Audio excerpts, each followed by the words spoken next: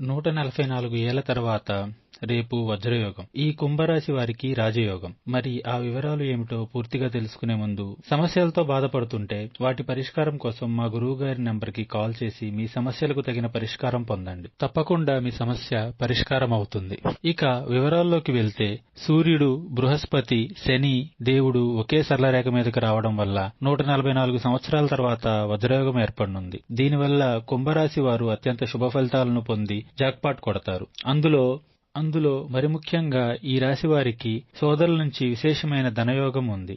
సమాజంలో గౌరవ మర్యాదలు పెరుగుతాయి. వీటితో పాటు కీర్తిని సంపాదిస్తారు. విదేశాలకు వెళ్లడానికి ఇది వీరికి మంచి సమయం. అనారోగ్య సమస్యలన్నీ తగ్గుముఖం పడతాయి. వచ్చిన డబ్బును పొదుపు చేసుకోవాలి. విద్యార్థులకు సమయం చాలా బాగుంటుంది. అలాగే ఈ రాశి వారికి కొన్నాళ్ల నుంచి ఇబ్బంది పెడుతున్న కోర్టు కేసుల్లో సులభంగా విజయం సాధిస్తారు. దీనివల్ల సమాజంలో గౌరవం పెరుగుతుంది. అనుకోకుండా లాటరీ లాంటివి తగిలి ఆకస్మిక ధనలాభం ఉంది. ఇక రాదు అనుకుని వీరి వదిలేసిన పనులన్నీ పూర్తవుతాయి. ఈ రాశి వారంతా పరమేశ్వరుని ఆరాధించాలి. అలాగే వజ్రయోగం వల్ల ఈ రాశి వారికి మంచి ధనలాభం ఉంది.